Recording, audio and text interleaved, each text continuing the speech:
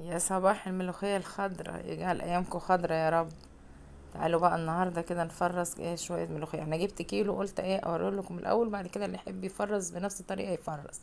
يلا نبدا بقى كده. بسم الله الرحمن الرحيم، والصلاه والسلام على سيدنا محمد وعلى اله وصحبه اجمعين.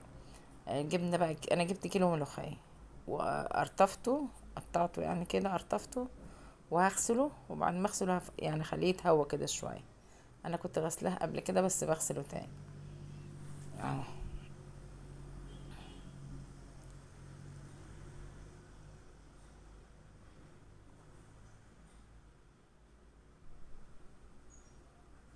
هو مغسول قبل كده كذا مرة، بس انا ايه عشان ما اطولش عليكم في الفيديو يعني. حاجة سهلة والله هتبقى احسن من اللي انت شارياها متفرزة جاهزة من بره. احنا هنفرزها في البيت وسهلة، يعني حاجة كده اسهل من السهولة كمان.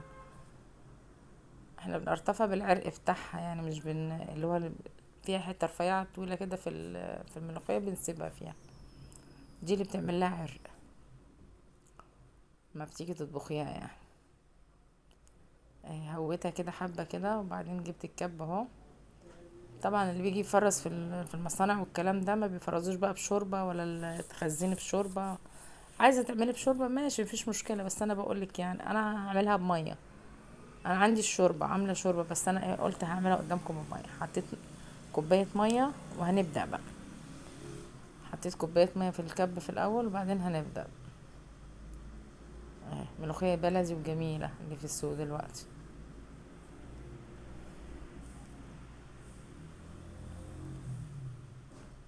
في اي وقت تحتاجي نسيتي تجيبي بتاع، هتطلع الكيس، تحطي يا دوبك حاجة بسيطة من الشوربة وتكمل وتكب عليه الكيس اللي انت هتطلعيه. هيبقى زي الفل. وانا هعمل لك حبة كده قدامك وهتشوفيها. وما تقلقيش خالص، ولا تقولي مثلا هتبقى عاملة زي العصير ولا الكلام ده ابدا. هتشوفيها دلوقتي كأنك عاملاها بالمخرطة، حتة بحتة كده. هنشوفها مع بعض. بس احنا هنعمل كل الكمية دي. كل ده اخد مننا مجين مية. يعني انا عملت اهو، وهكمل تاني احط عليها الملوخيه، مش بكبها واعمل غيرها لا، بكمل عليها. شوفي اهي جوه جميله ازاي. اهو بكمل عليها. يعني وبعدين ما احطش كتير، احط حبه صغيره كده، بحبه بكبس الكبه يعني، لا عشان تبقى متفرفطه تعرف تتقطع يعني. مش كتير اهي، شويه هنا وشويه مفرفطين كده. اهي شوفي انا سايبه فيها اهي اللي هي دي بتخلي لها عرق. دي بتدي لها عرق وانت بتعملي وانت بتطبخيها.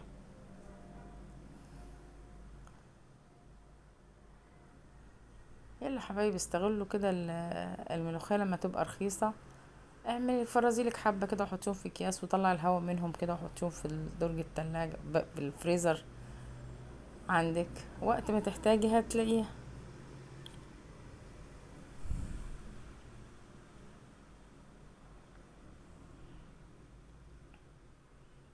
اهي شوفي. ولا بتبقى جميلة والله. بصي متقطعة يعني مش مهروسة كده يعني، مش مهروسة. مش معمولة زي العصير لا. ادي المج التاني اللي انا بحطه اهو، وهكمل بقية الكمية كلها. اه. انا كده مش هحط مية تاني. مجين ميه عملت بيهم كيلو الملوخيه كله. كيلو حلو يعني.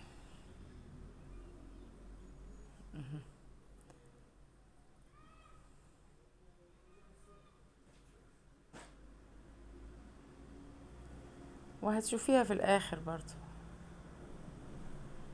انا لو انا عارفه ان هي مش هتبقى حلوه ما كنتش اعملها واطلعها على القناه يعني.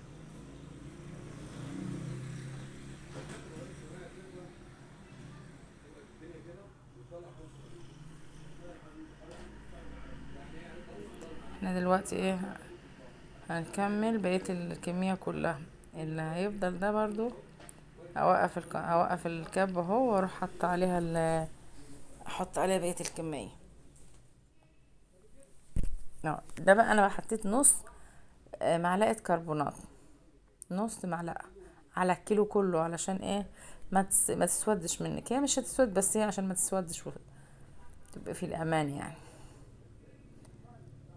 اوعي تقلقي، اوعي لما تشوفك الخلاط داير كده تقولي يا ماما يا مش عارف ايه ده بوظتها لي، تيتا بوظتها لي.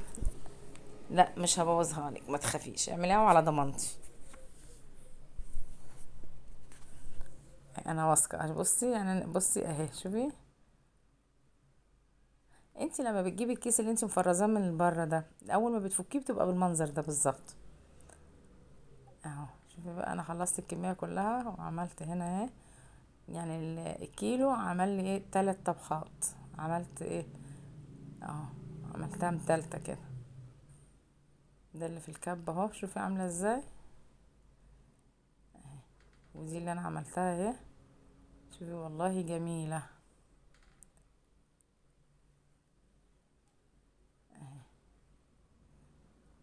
شوفي لها عرق وجميله ازاي. اهي حطيتها في الكيس اهو. يعني الكيلو عمل لي 3 اكياس، كيس طبخته والكيسين دول اللي انا احطهم في الفريزر. شوفي انت بقى الكميه اللي انت عايزاها واعمليها بالطريقه دي، والله هتعجبك ومش هتندمي ابدا. اهو الكبه فضيتها اهي، الدرق بتاع الكبه عملتهم 3 اكياس بالظبط كيلو.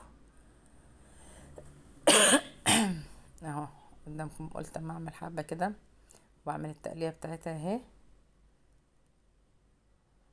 اهي عشان اوريها لك خضره وجميله. شوفي، ولا مربوبه وليها عرق، شوفي العرق بتاعها جميل والله.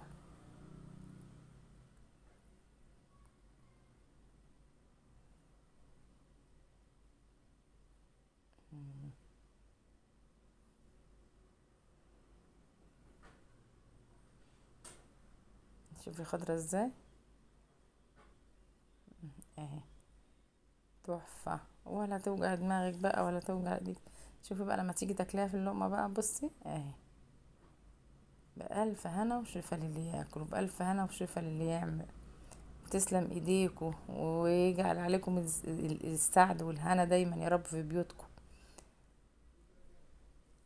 اهي وشوفي خضرة وتحفة والله جميلة.